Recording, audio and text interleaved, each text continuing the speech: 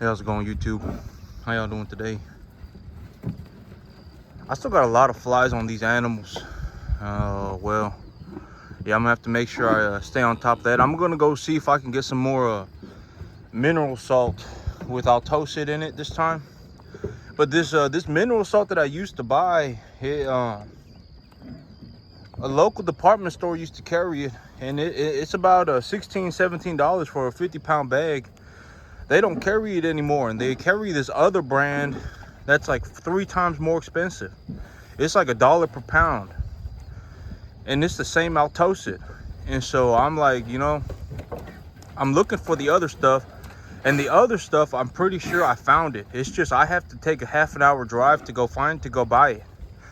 And so when I go buy it, I'm gonna make sure I stock up on it.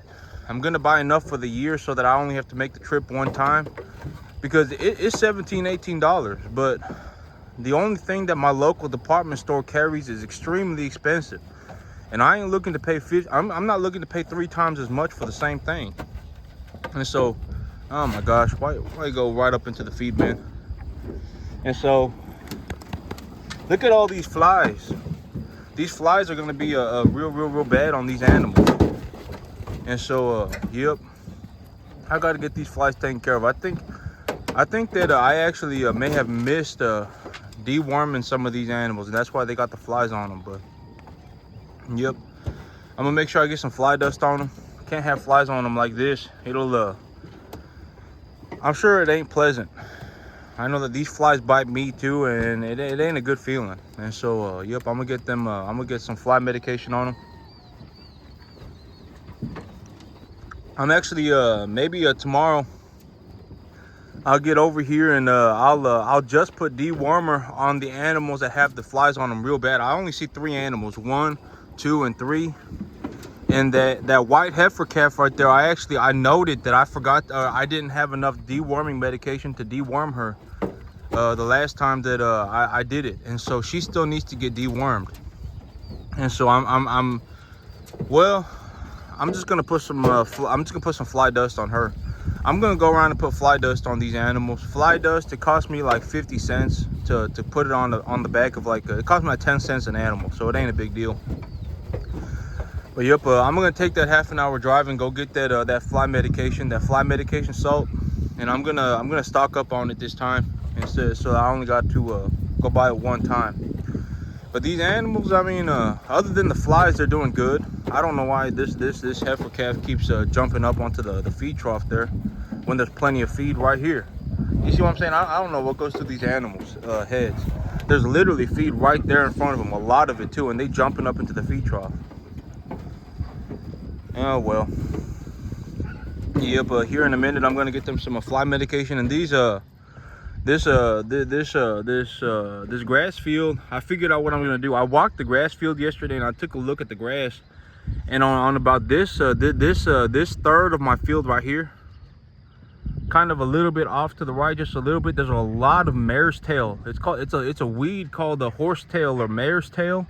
I have a lot of it growing in over in that section, and then I also have a lot of wild sunflower growing over in that section too. And so I'm gonna plow that under, because the mare's tail and the sunflower, they go through like 2-3 life cycles in one warm season. And the thing about the horsetail is that when it starts growing, it'll bolt about 2 feet up into the air, and then 2 weeks later there will just be mare's tail everywhere. The only thing growing on my field will be horsetail. Literally, it covers the field. And the same thing with the sunflower. Once the sunflower, if I get like 4 or 5 sunflowers in the field, it's like, oh, it looks so pretty, right? Next thing I know, there's just gonna be sunflower everywhere, legitimately just covered the entire field. And so I'm gonna go ahead and I'm gonna plow that portion of the field first. If I wasn't gonna plow it, I would need to herbicide it. And yep, I'm just gonna plow it. I got the plow heads ordered yesterday. The sweet plows for the sweet plow heads for my sweet plow, I ordered them yesterday. And so I'm gonna get them put on the sweet plow, and the moment I get them put on, I'm gonna start plowing this field up sections at a time. I'm gonna plow about a third of it up at a time. And when I plow it, I'm just gonna drill it with seed. So I'm gonna plow it right before it rains real hard, and then I'm gonna wait until the ground compacts, and the moment the ground compacts, I'm gonna drill it with seed. And about next week is when I think I'm gonna get the cross fence put in. Maybe in about a week or two, I'm gonna get that cross fence put in. And once I get the cross fence put in, I'm gonna get that cross fence put in right behind that lake right there, right behind that pond right there, so the animals have access to the pond year round. And then I'm going to well, once I get that cross fence put in, I can just put the cattle up front, and I can go and work on the back as I would like to. And so, because I really don't want, okay, so if I drill this this field with pearl millet, right, the pearl millet's gonna start coming in, and if the cattle get to it before it has a chance to really grow in, they'll either pull the plant out of the ground, they'll stomp it to death, or they'll bloat real bad on it because it's real fresh grass. And so I need to keep the cattle off of the pearl millet. I need to keep the cattle off the pearl millet. And so depending on well, I'm gonna see what about when I'm gonna get that that fence put in. But I may just plow the whole field back there. I may just plow all of it up, and then put the fence in. And then the moment the fence gets put in, that field hopefully got some rain on it. And then and then I could just drill it the moment the fence gets put in. And so but if I'm gonna do that, I need to make sure that I have the Sudan grass, sorghum Sudan grass, ready for these animals to eat. Because if I plow up that portion of the field, that's a majority of these animals grass. These animals will they're gonna need more grass than just what's up here. And they go back there and they eat there's a lot of grass back there, a lot of grass. And so that's kind of the rough idea of what I'm looking to do. Here in about a week or two, I'll be getting that cross fence put in. I'm either gonna well, now that I really I was kind of just thinking about it yesterday about what am I gonna do, but now that I kind of look at it right now, I think that's what I'm gonna do. Once I get a good idea of when that fence is coming in. Okay, so if it's gonna rain, I'm gonna put the new plow heads on the sweep, and then if it's gonna rain real hard, I'll just go ahead and plow the whole field just behind the lake, behind the pond right there. I'll plow the whole field so that when the rain hits, it compacts the ground back down for me. And then I'll put the fence in, and then the moment the fence gets put in, I'll drill the drill the sorghum Sudan grass in the back. And then I'll start cutting here in about 2 weeks, that sorghum Sudan grass will probably be ready to be cut. That sorghum Sudan grass is growing. It's probably a foot tall already. And so in about 2-3 weeks, that sorghum Sudan grass, I can start cutting it to feed the animals. And so the fence will come in, the ground will be plowed. The moment the fence gets put in, I'll drill the seed. And when I'm gonna plow the field when the sorghum Sudan grass is ready to be cut. And so that'll give me I can still keep feeding the animals fresh grass, even though the back half of the field is plowed up. And so that's how I'm gonna go about it. And the sorghum Sudan grass, here the cattle. Yeah, I gotta go get some fly dust for them. I gotta make sure I get the fly dust on them. But these flies, you know, when they get the flies on them real bad like this, the next year is when they lose their hair. These flies right here on their backs, they bite the animal. And when they bite the animal, I was reading about this, and when they bite the animal, they put a little bit of saliva on their skin. And that's the animals, they lose hair the next year because they have an allergic reaction to that saliva. And so that's the reason why these animals lose hair. But they lose hair the next year. That's because of these flies. And the saliva also makes them itch, so they'll rub their head on they'll rub their bodies, and that'll cause them to lose hair too.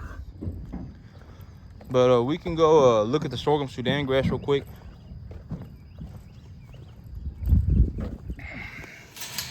The animals are just about done eating their breakfast. The animals are gaining real good. I just got to keep them on track for about 2 more months, and I ain't trying to fit on my own diddly, you know what I'm saying? But I think I'm gonna make a lot of money. These animals, they look real good. I think I'm gonna be making a lot of money on them. I got tax benefits on them too. And my cost to gain has been real good. It was unfortunate that I had some animals die. Oh, whoa, I'm zoomed out real bad.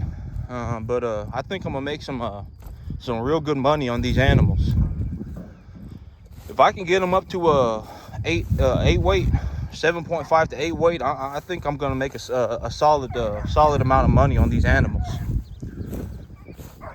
But here's the sorghum Sudan grass, and I mean, it's growing. It's definitely growing. And I was thinking about this yesterday, and I was like, you know what? If I, you know, because my whole thing right now is that, oh yeah, I got my little dog back there, my little the dog that I'm gonna raise myself, the one who keeps barking all the time. I want to raise him myself.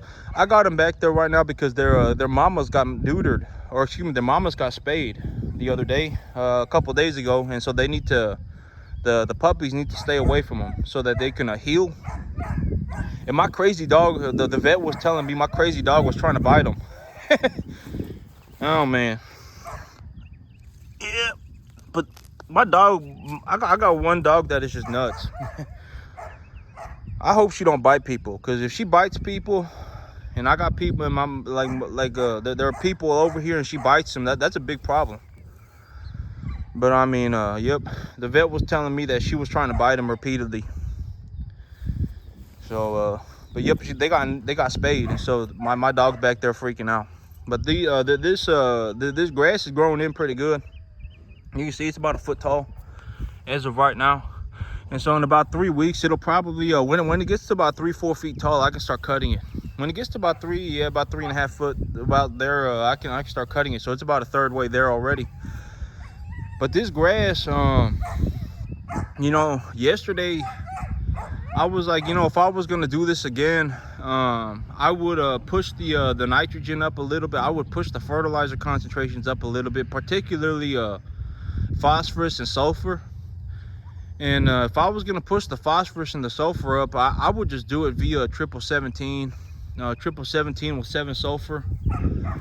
And I was really thinking about it, and I was like, you know what, if I was going to put an extra 15 to 20 pounds of that triple 17 on this field at 2 acres, you know, if I was going to put an extra 15 to 20 pounds, that'd be about I need to put about 100 pounds of that triple 17 per acre. So I would need 200 pounds, and 200 pounds of fertilizer of triple 17 is going to cost me it's going to cost me about $80. And so you know, it's better for me to just invest the $80 and have this plant material grow without nutrient deficiencies than to just be like, oh, you know, I'm gonna save the $80, or oh, I don't want to put the fertilizer on it. You know, because the fertilizer, the idea of the fertilizer is that I can make a positive return on it, right? And so if I spend $80, maybe I get $120, $160 back, as long as it's utilized correctly. Because fertilizer, it can get to a point where if I put too much on there, it can actually drop the plants can actually have a negative interaction with the fertilizer. The fertilizer can cause the plant to essentially chemically burn. And so there's a yep. But these plants, they obviously need it. I mean, it's not like if I put more fertilizer on the soil, the fertilizer, okay, so the thing about fertilizer is that the soil, this soil right here, soil on the earth, it naturally has a negative charge on it. The soil, it naturally has a negative charge on it, and so any fertilizer with a positive charge gets bound to the soil, so it doesn't leach, it doesn't go anywhere. As long as I apply the fertilizer and utilize it correctly, the fertilizer is not going to like destroy the environment. Where fertilizer starts really harming the environment, like bleaching the topsoil and running into groundwater and stuff like that, if it's not managed properly.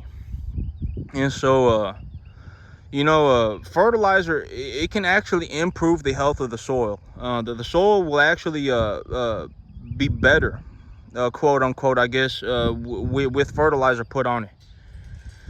And so you know, fertilizer, the big thing is about utilizing it correctly.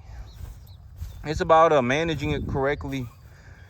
You know, it ain't like the moment I put fertilizer on my soil, the soil just turns horrible and the environment is ruined. It's not like that.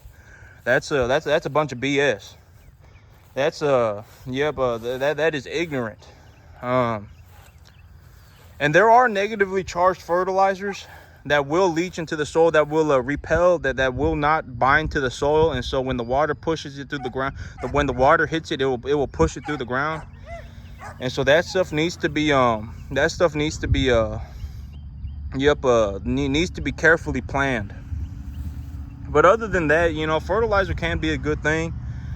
And so but if I was gonna do this all over again, I would okay, so I think that the big reason why I'm having this this deficiency in the soil is because my sorghum Sudan grass is planted real thick. It's because I think the plant density is real high, and so so every little piece of grass, right, has a root on it, and that root, the whole point of that root is to pull water and minerals out of the soil, and it also, I guess, collects oxygen, from my understanding too. And so every one of these plants have a root system underneath it. And so the root system, as it comes into contact with that fertilizer, and as it comes into contact with all that good stuff, it'll actually filter that stuff out of the soil. So it'll pull that stuff out of the soil, and it will pull it into the plant. And long story short, when the plant gets hit by sunlight, plants are green because they have this thing in them called chlorophyll. It's a cell that they have in them called chlorophyll, or chloroplast, or something like that. And when that when the sunlight hits the plant leaf, it'll go through the plant leaf and it'll hit that cell, that green cell. And when it hits that green cell, that green cell will actually produce sugar. So it'll actually, the plant will create sugar, which is a form of energy.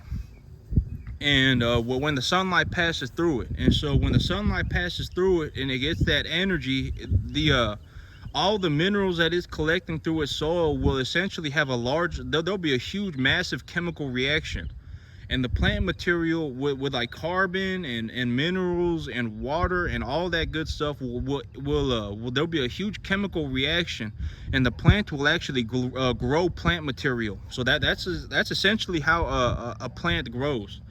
A plant grows because there is an interaction between all those things: the minerals, the water, the sugar, all that good stuff. And so these plants, if there's a lot of plants, like you see how thick this is planted, if there's a lot of plants on the field, the plants are filtering out a lot of minerals from the soil. They're pulling a lot of minerals out of the soil. And so I need to increase the fertilizer concentrations to grow plants like this. If I'm going to grow plants thick like this, I need to make sure that there's enough fertilizer in the soil and enough minerals in the soil to grow the grass like this, because normally this grass would not be growing here like this, you know. And so yep, I need to increase the fertilizer concentrations. And so and it's only going to cost me like 75, 80 bucks, right? So I'm better off just spending the 75, about the extra $45 an acre, about the extra $40 an acre, to make sure that this grass grows in correctly. But other than that, yeah, I mean, this grass is growing in pretty good. It's just a bit fertilizer deficient, but that's okay. When I cut it back, I'll make sure I put the fertilizer on there a little bit better. I'll revise my game plan, and then I'll go for it. And so, yep. And later this year or early next year, I'm anticipating that by about next year I'll have bought a new field. And I was running the numbers for the field, and if I buy a 20-acre field, it's going to cost me about $800 a month. If I buy a 20-acre field close to Dallas, excuse me, if I go out into the boonies, it's a different story. And this is what I've been thinking about on the land, is that one day I'll need to buy a piece of property out in the boonies. I'll need to go like way out, like 2 hours away towards Arkansas or Louisiana. I'll have to take a 1.5 hour drive out into the boonies, go about an hour away to buy a real cheap field. Because if I go out into the boonies, if I'm willing to go an hour or an hour and a half away, up to 2 hours away from here, I can buy fields for $5,000 an acre, and the $5,000 an acre is a piece of property that's already been leveled. I mean, it's a grain field. They're growing soybeans and stuff on it, and so the field's already been cleared of any trees. It's already been plowed. It's already been worked, and it costs about $5,000 an acre. So about if I'm willing to take a 1 hour drive, a 1 to 2 hour drive, I can actually buy a 50-acre field for about $900 a month. And one day I'm gonna need to buy a field like that if I want to make money on farming. If I want to make money farming, I need to buy a field like that. But if I bought a 50-acre field that I paid $900 a month for, the thing is, on that 50-acre field, I'll be growing like 500, maybe even more than 500 bales of hay a year. And if I grow 500 bales of hay a year, maybe even more, that becomes a logistics problem. How do I move 500 bales of hay? You know what I'm saying? And so, yeah, I can make money going out into the boonies and growing hay, but it's going to take some serious thinking about to make sure that it turns out correct. Because moving 500 bales, okay, so here's the thing, right? And my big reason, okay, so I want to buy one field close to here. I want to buy one field close to here, and I also want to buy one field out in the boonies. And the reason I want to buy a field close to here is that if I buy 20 acres close to here, about 25 minutes away, 15 minutes away, I can pay about, for a 20-acre field, I'll pay about $800 a month. So I'll pay twice for the price of the acre. If I paid the same $800 a month, $900 a month, 2 hours away, I could get 50 acres. But if I buy a piece of land here pretty close, the reason I want to buy one piece of land here pretty close is because if I buy a piece of land here pretty close, what I can do is that I can grow hay on it. And then, well, okay, so here's the thing, is that in the cold season, I can't, I can grow grass, but I can't bale it. I know I say this repeatedly, but I say it repeatedly because it's the truth, and I need to figure this out. But in the cold season, I can plant grass and it'll grow, but I can't bale it. I can't bale it dry. I can bale it wet. And so the thing is, if I buy a field close to here and I bale wet grass on it and I bring it over here and then wrap it over here as silage, I could actually grow enough cattle feed in just the cold months where I'm unable to grow hay, where I'm unable to bale dry hay. I can bale enough silage in those 5 to 6 months where it's cold outside to feed cattle, 40, 50 cattle for an entire year. And so the big idea of me buying a field close to here is that I could bring in the silage. I can bring in the wet hay. I can bring in the hay over here wet, then I can wrap it over here. And when I wrap it, and then just in those 4 to 5 months, 5, 6 months where I'm unable to bale dry hay, I can bale wet hay, and then I can feed the wet hay. I can feed the wet hay as silage to the animals. And so that gives me it gives me an opportunity to make substantially more money every year.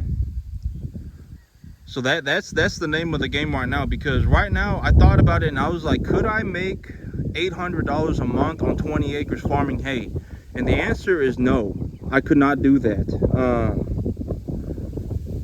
That would be I mean, maybe once in a blue moon I could pull it off if the weather's real good, but on the average year, that would be practically impossible, even for me.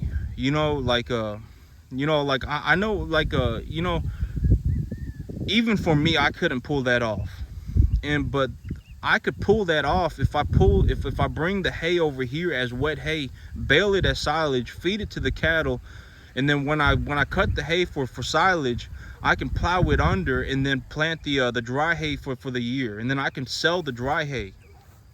At that point, I can make enough money, but I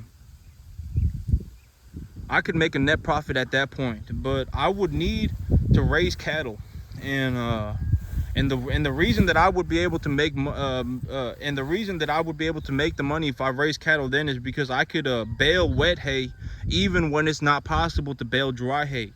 And in the 6 months that I can only bale wet hay, I can bale enough wet hay to feed cattle for an entire year. And silage, I can't sell silage. Selling silage is a logistics nightmare, and it's not a good idea. moving silage bales around, it's a horrible idea. The moment someone gets a moldy bale of silage, and I mean, their cattle could die on it, and so that's not good. And so the silage, if I bring it over here, the only thing I could do it is feed it to my animals. And the cattle, the plan with the cattle is when I take these cattle to market, I'm just going to be honest. I think I'm going to make a lot of money. These cattle, their rate of gain and their cost of gains have been extremely good for me. And we've been getting a good weather. We got a lot of grass, and the cattle are putting on a lot of weight, and I'm hardly spending any money. I hardly spent any money the entire time they were here. And so I think I'm gonna make a lot of money on them. And with the money that I make on them, I'm gonna clear up all my debts. And when I clear up all my debts, my credit score is gonna go real high. And when my credit score goes real high, I'm gonna get myself a few lines of credit on a very low interest rate. I'm gonna see if the bank will give me another pair of 0% interest rate loans. And if the bank gives me another pair of 0% interest rate loans, I'm gonna take that money and I'm gonna buy #1 cattle. And I'm just gonna do everything again. I'm just gonna run it back from the top. But I'm probably gonna make a lot of money on this hay too. I ain't gonna lie. I think I'm gonna make a lot of money on this hay too. I may even more than double my money on this. And then if I plant the backfield with hay, I'll probably I'm gonna have to see how that turns out. But if it turns out anything like this, I'm gonna make a lot of money. And so I got to figure out what I'm going to do with the money, right? And then the plan with the money right now is to buy a field. I'm going to buy another field. But things are going pretty good, and me putting the extra, 100 pounds an acre of fertilizer on this, the extra 15 pounds of phosphorus or whatever, it's really being nitpicky. But I understand that I need to put a little bit more fertilizer on this field. But I would say it's about 95% just fine. And about 95% of it got done just fine. And so I mean, it's not like I always say my whole thing about as long, like when doing something professionally, it's not okay to be at 70%. 70% borderline passing is not good, because at borderline passing, the chance of making a return on that investment are very, very, very small. And so I got to be at least at that 80% range to be able to make money. And so when I do something, it needs to turn out 80% okay. Because if it turns out 70% okay, maybe I'd be fortunate to make my money back. And so it takes a lot of experience. It takes a lot of practice it's just like trying to score a high grade on anything, right? It takes a lot of practice. It takes a lot of experience. And it takes a lot of whoa, man, I think a tire just blew up somewhere. I think someone just blew up a tire. But but it takes a lot to be able to get to that 80%, because if I planted this field and it just kind of didn't turn out very good, there were weeds growing everywhere, the seed didn't set correctly and all that, etc., etc., it would just kind of be like, man, the end product would not be that good. And so making a return on the investment would be very difficult. But that's it for me today, YouTube. Y'all have a good one.